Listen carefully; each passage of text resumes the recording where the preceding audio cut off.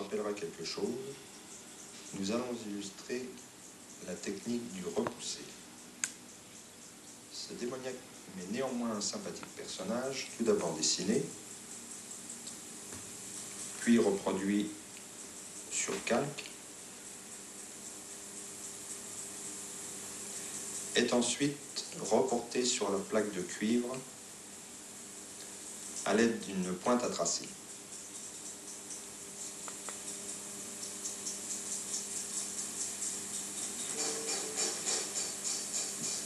En voici le résultat.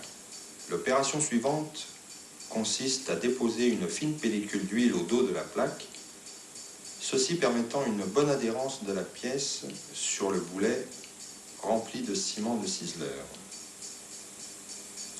Ce ciment est une matière proche de la cire à cacheter, composée de ciment de fontaine. Il faut le chauffer pour ensuite y coller l'objet à travailler. Attention, très chaud. Mais Sophie est suffisamment experte pour savoir que les brûlures peuvent être sérieuses.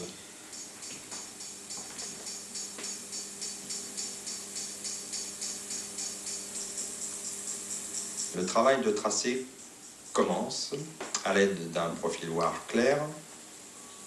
On détourne le personnage.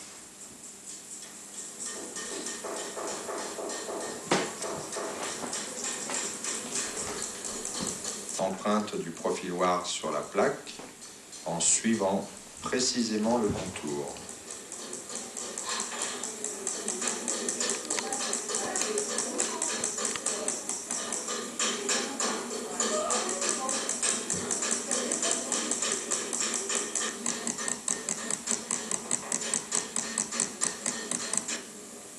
Voilà.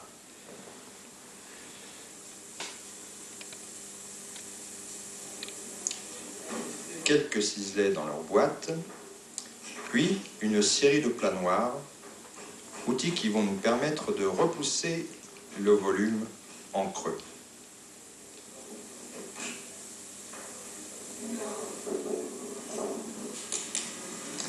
Commençons par la massue.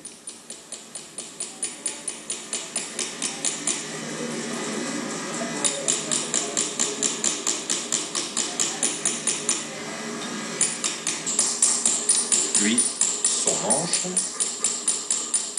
La difficulté réside dans la tenue très ferme de l'outil afin de ne pas dépasser le contour.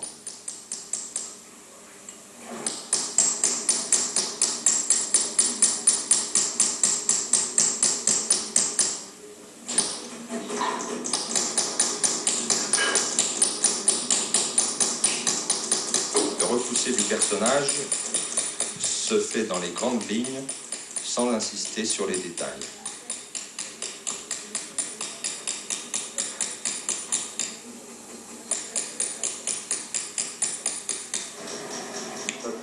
On chauffe ensuite la plaque pour la décoller du boulet, puis avec un chalumeau plus puissant, on recuit le métal pour lui redonner sa malléabilité.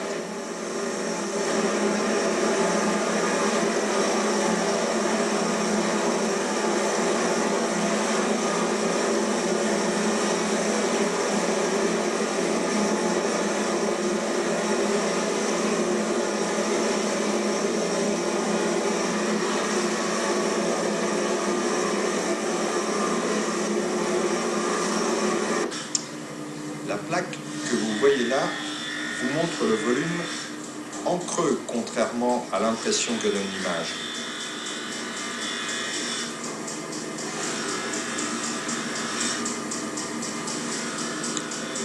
Ce creux est rempli de ciment liquide, puis une fois refroidi, on le retourne et on le colle sur le boulet à nouveau.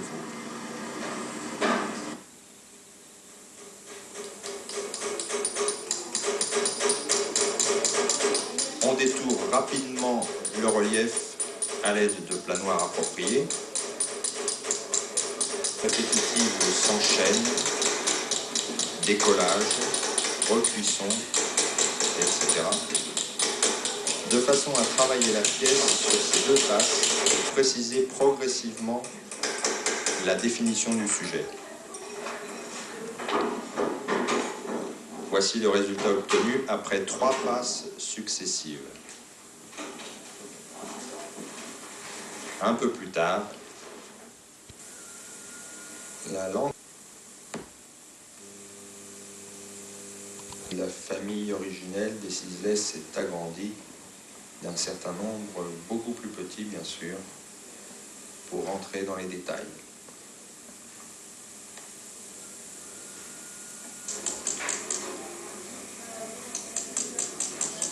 Mèche reprise au traçoir.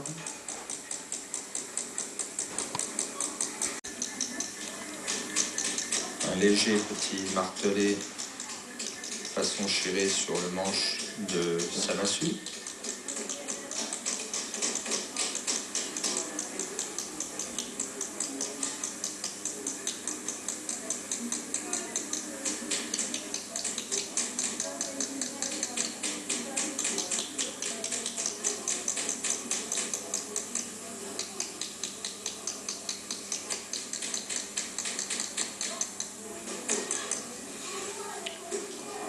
Et voici notre sympathique démon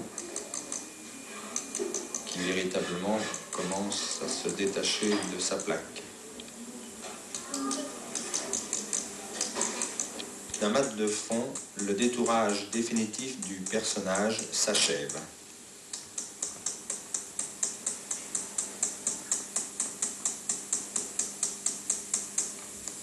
Vue de profil pour montrer la déformation du métal pour lequel une dizaine de passes furent nécessaires.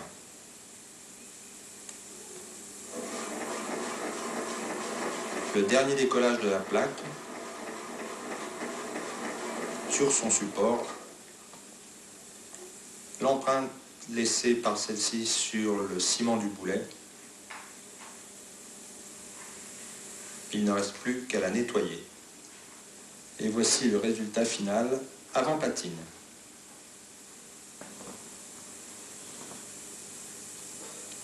Puis, après, réalisé au nitrate de cuivre. Allez, donnons-lui 2 siècles d'âge.